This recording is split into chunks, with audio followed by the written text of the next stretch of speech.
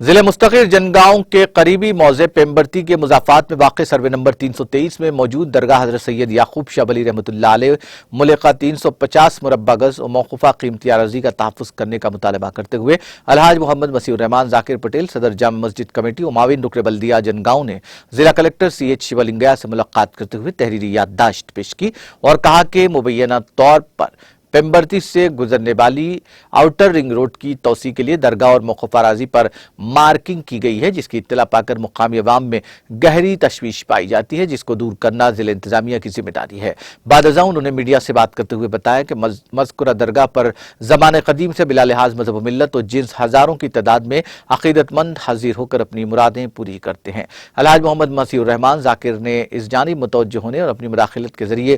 ضروری اقدامات کرنے کا صدر نشین تلنگانہ اسٹیٹ وقف بورڈ محمد مسیح اللہ خان سے پرزور مطالبہ کیا۔